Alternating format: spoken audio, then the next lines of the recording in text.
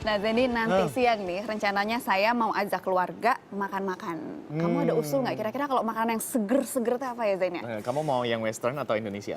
Ya, saya mah lidah Sunda, Zain ya pasti Indonesia tuh. Oh, berarti kalau ntar siang makannya yang seger-seger. Kayaknya sayur asem tuh boleh kamu coba deh. Tapi bener-bener deh langsung lapar sayur asem ya Zain ya. Iya, karena sayur asem itu selain rasanya seger, juga banyak manfaatnya. Dan yang paling penting, sekarang itu sudah banyak restoran mewah yang mulai menyajikan sayur asem ini. Oh iya bener, berarti si sayur asem ini naik kelas dong ya. Nah, tapi terus manfaatnya gimana Zendi? Kalau kamu mau tahu, langsung saja simak yang satu ini. Liputan sekaligus menutup Net 5 kali ini. Saya Zen Design. Dan saya Rahma Hayuning dia. Terima kasih dan selamat berakhir pekan.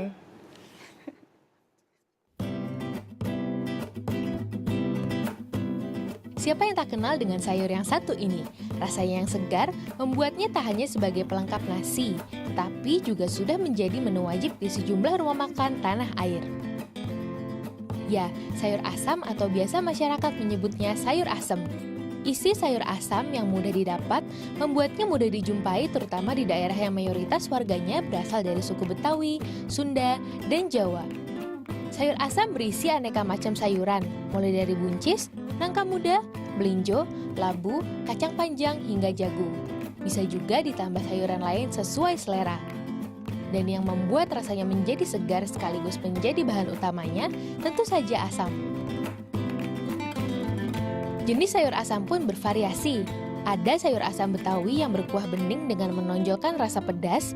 Ada juga sayur asam Jawa dengan kuah agak merah dan rasa yang lebih asam manis.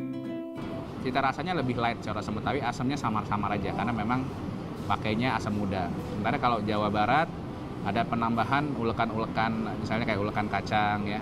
Dan kalau Jawa Tengah dia merah biasanya karena memakai bumbu ulekan dari cabai merah diulek dengan kacang. Rasanya yang nikmat dengan harganya yang relatif murah menjadikan sayur asam primadona masakan Nusantara. Sayur asem itu enak, asem-asem gimana, seger. Kalau habis makan tuh rasanya gimana, apalagi kalau pedas ya, sampai berkeringat-keringat makannya. Suka banget. Jadi kenapa kamu suka sayur asam? Soalnya ada asem-asem pedesnya gitu, enak banget buat dimakan setiap harinya. Meskipun memiliki banyak penggemar, jarang sekali yang mengetahui asal-usul sayur asam ini. Pada zaman dulu, asam itu banyak gitu ya. Terus kebetulan ada sayur, nah datolah asam ke sayur tersebut. Mungkin pas masaknya keringetnya jatuh kali ya ke kualinya, jadi asam kali. Konon, sayur asam sudah ada sejak zaman penjajahan Belanda. Bahan dasar serta cara memasaknya yang sederhana menggambarkan suasana keterbatasan Indonesia pada masa itu. Dan untuk kapannya memang sudah lama sekali, saya kira sebelum zaman kolonial Belanda pun sudah ada sayur asam ini karena memang ini salah satu metode masak yang sangat khas Nusantara gitu ya, merebus bumbu bahan dan bumbu dengan air gitu. Begitu legendarisnya sayur asam, hingga salah satu kawasan di Jakarta Barat, tepatnya di Joglo, terdapat nama Jalan Sayur Asam.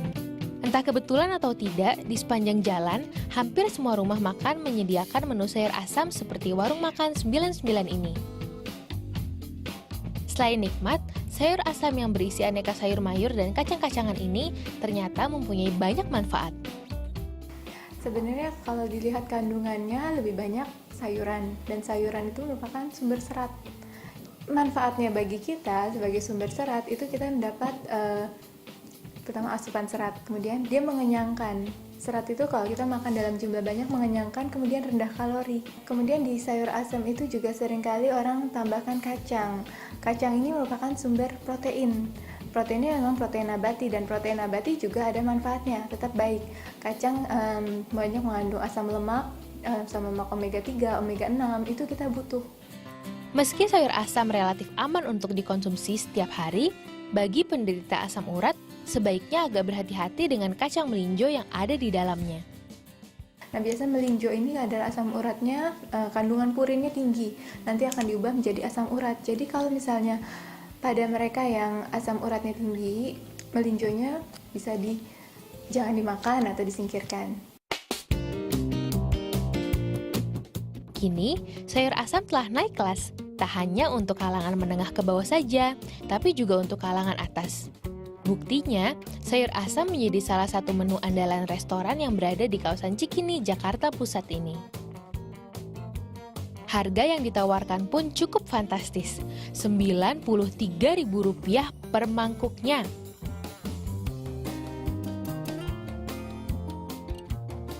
Dan yang membuatnya beda dengan sayur asam lainnya terletak pada penggunaan bahan-bahan pilihan, proses memasak, serta adanya tambahan udang.